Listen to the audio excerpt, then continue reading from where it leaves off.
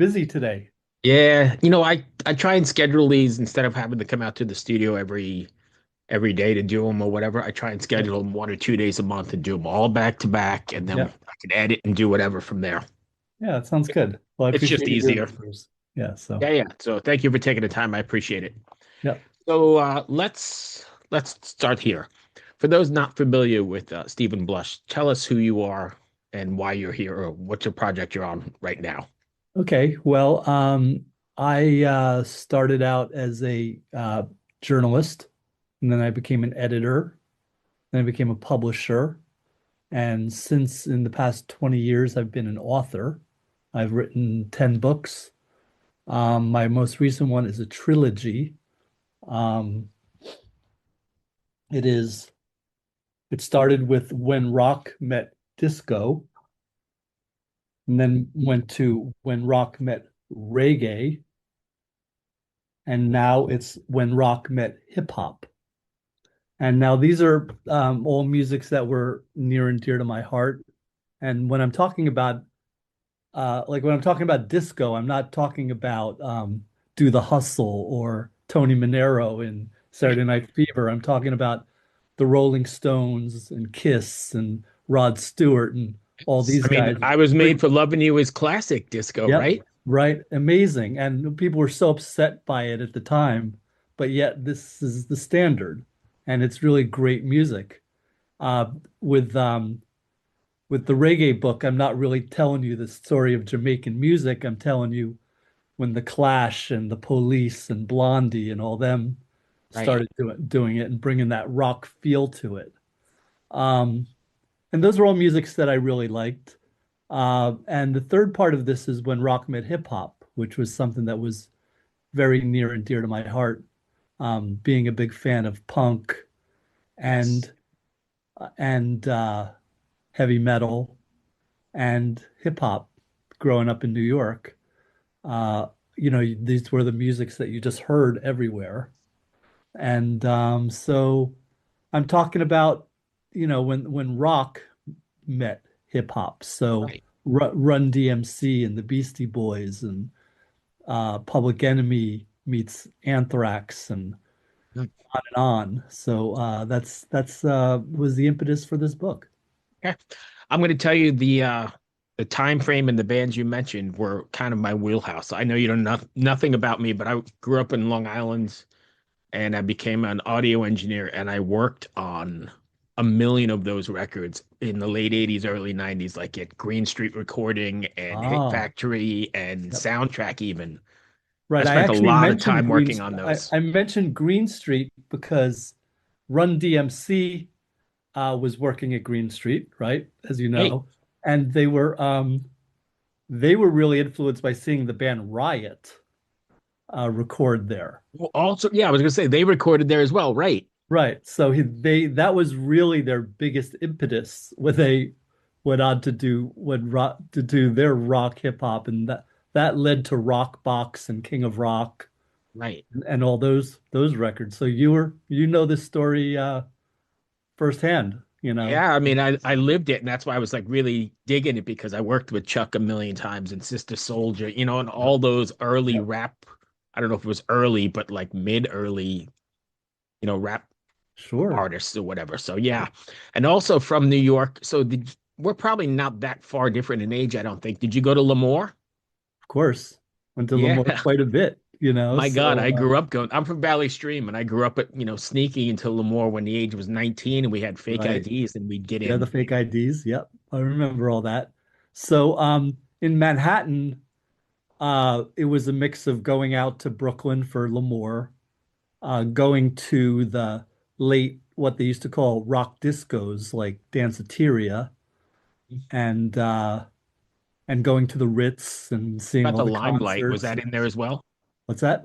The Limelight, was that in that Oh, mix as Limelight well? was a huge part of it. Yeah, that fits in with the Danceteria and all Right. that. And see, that was a perfect place to talk about because that was rock and hip hop and house music and all that. So this music all came together around the same time. Starts in the mid '80s and goes to the mid '90s. And then there's what you call new metal, which is influenced by that, which is the music that leads up to today.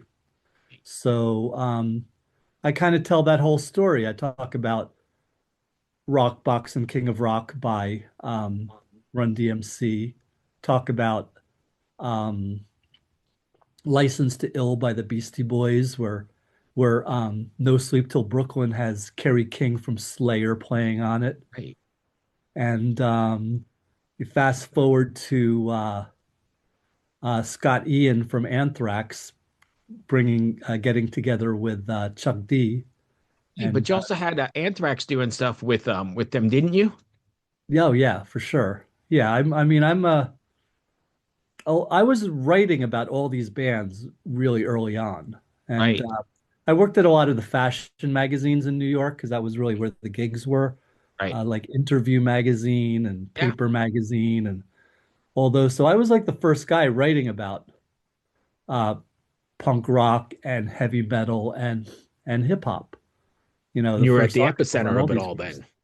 Yeah, so I was, and I was a DJ at the Limelight and at the Danceteria and the Mars and all these Yeah. kind of like very hip clubs. So I So, um side note, did you ever get up to the China Club? I did make it to the China Club. Yep, that was I used to quite a love scene. that place. Yeah, no, so you know all this stuff, Monday night and you all-star saw jams where were the like thing. and you saw music changing, Yes. right? Music was changing at that time, and people were more receptive to different forms of music. And Genre blending stuff. that's the key to when rock met hip hop. That's what I'm talking about. So it's interesting. It comes from two sides. It's where hip hop meets rock, like what we've been talking about with Run DMC and the Beastie Boys and Chuck D from Public Enemy. And then there's more of a West Coast thing, which was rock into rap, which was Red Hot Chili Peppers and Faith No More and House of Rage. Pain and Cypress Hill all leading into Rage Against the Machine. Right. And then, 2 years from then is Korn, Right. bringing this weird uh, heavy metal b-boy kind of sound. And, Right. you know, some people bag on Limp Bizkit, but their DJ was DJ Lethal from House of Pain. I didn't know that. That's Yeah. interesting. So and a lot of hip hop people perform with them. Right. So it's a very, and today you would never think twice about seeing a heavy metal band with a rapper Oh. or a rap group playing with a rock background. And I may be just as guilty. I'm trying to think growing up, I may have been the exclusive only metal. We can't blend it with anything. I don't really remember. But I mean, I think you find a lot of that, right? People are hesitant at first to embrace, well, let's bring in rap beats or let's bring in reggae or let's Yeah. bring in something, right? Yeah. Oh yeah. It was really taboo to do that. So when uh Bring the Noise is a really good example of this. Public Enemy had already recorded Bring the Noise on one of their first records. And Chuck D was a big fan of Anthrax because Scott Ian was wearing the Public Enemy shirts. Hey, And then he name dropped Scott Ian in one of his early songs. And Scott, he became friends with Scott Ian, and Scott Ian had this idea to do Bring the Noise with a rock sound. And Chuck D's I thought was like, why are you doing this? We already did that song, hey. but eventually they talked him into it. And my favorite thing that I learned is that Charlie Benanti from Anthrax, their Hmm? drummer, uh, has said that before every gig, when those two bands played together, Flavor Flav would play drums in Oh, backstage, really? and he said Flavor Flav was one of the best drummers he's ever seen. That's funny. So, the crossover is way deeper than we think. Oh, yeah, I 100% agree with you. But I think, as a kid, I was just trying to think while we were talking. I was probably one of those hard to convince because, it was a dyed in the wood metalhead or whatever you want to Yeah. call it. Mhm. Yeah, I So, mean, when you're listening to Iron Maiden or Manowar or something like that, you're not really thinking of any crossover whatsoever. right. And I like that about those bands. Those bands were like there was a purity that happened at Lemoore. Oh my God. Yeah. What was the first band you saw there? Do you remember? The Because first I band I saw clearly at do. Lemoore was Yeah, was I clearly Manowar. do. Oh, it was Manowar? Yeah. Mine was Ingve's first time as his whatever it Rising is, the Force. Yeah. Rising Force, thank you, with Jeff Scott Soto. And we Hmm. were underage and we definitely like borrowed my mom's car. I'm going to my friend's house and went Yep. to see that show. It was the first night like in the States or something, and it was freaking phenomenal. Yeah, I can imagine. First show I ever saw where we kind of stole the car kind of routine was for Led Zeppelin at Madison Square Garden. Oh wow. So and that was on the Presence tour. And that was really a life-changing experience, I I would gotta say. imagine, yeah. Yeah, I never really came back from that show. All right, let's go a little deeper if you don't mind on the book then. So, one of the themes you highlight is how rap rock fusion gave hope to a sense of interracial harmony. How do you reconcile that idealistic vision with the reality that a lot of these collaborations were also heavily commercial and label driven? Well, it depends what you're talking about a label. Like if you're talking about Def Jam, that was like they were an exception to the rule. I think what all these collaborations or most of these collaborations shared was some connection to Rick Rubin. Yes, it was Um, like the 7 degrees of Kevin Bacon, right? yeah, exactly. So it all kind of connected there. And you think about the reason that how the hell did Kerry King from Slayer end up on uh, No Sleep Till Brooklyn? Well, Rick Rubin is producing two bands at the same time in the same studio, down in two different rooms. One of them he's making License to Ill, and in the other room he's making South of Not to heaven. South no the first album, uh Rain and Blood. Oh yeah. Yeah. So Sorry, my he's dog just went making crazy. yeah. So you think about that connection, that was amazing. And they all recorded at that Chung King studio, Yeah, I remember Chungking very well. Chung King House of Metal as they used to call it. Yep. And Slayer was there, Danzig was there, like there'd be like satanic stuff on the walls, Wow. you know. And the homeboys would flip out, they would freak. So um the major label thing didn't really start until Profile Records put out the Run DMC Aerosmith record. That's really where it took on. That's where the commercial thing took off. Um, and that's a really important record because not only musically, them doing Walk This Way, which was, of course, an older uh, Aeros, uh, Aerosmith hit, but it's that video. And it's Where like he kicks they're down the breaking wall. down the walls, right? Yeah. And that's a metaphor for what was happening. So that was really exciting. That was a really exciting period in time.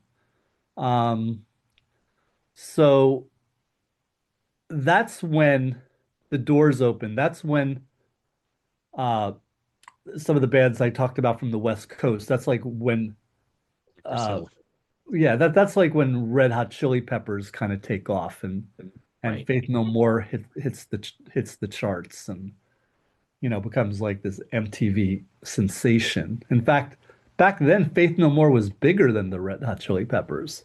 They were huge. Yeah, it was a I huge saw them thing. on the at the Ritz one night, Mhm. like right when that record was at the height of its popularity. They did this like little sold out show at the Ritz, which was right across the street from the Hit Factory. So I walked over and went Right. in, but unbelievable. Yeah. Yeah, no, an incredible group. And they after that record, they made a record called Angel Dust.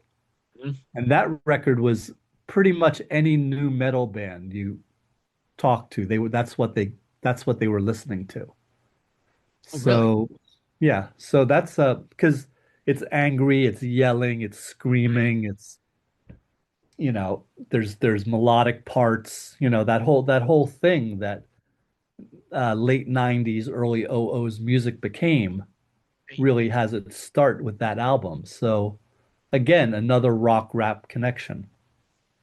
Gotcha. Is there a part four to this trilogy? Well, then it wouldn't be a trilogy.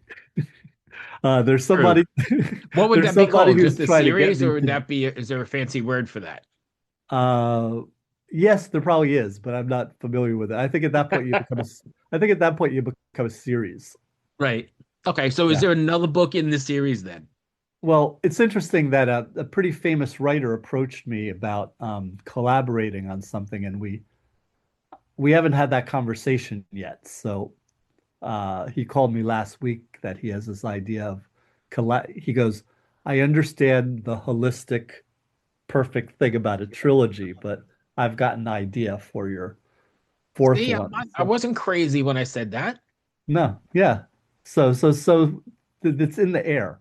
Somebody's already thinking that. So I don't but I don't know what that is or to judge on it. But I was thinking, where do you really go with it? I mean, rock met country, rock met classical, rock met industrial. I don't know. I don't have the same passion for those, you know. Those genres, right? Yeah. But having said that, you never know. You Right. never know. And if fans want to find the book and Uh, you, can yeah, you give so us all you your could find me socials? at stephenblush.com. You could find me on Facebook or Instagram, the Stephen Blush or Stephen Blush. And I got to say, the fastest, easiest way to get the book is on Amazon. Cheapest, you get it the next day. I don't make as much money, but I would say that that's really the way to go. When rock met hip hop on Amazon. Got time for one out of the box one?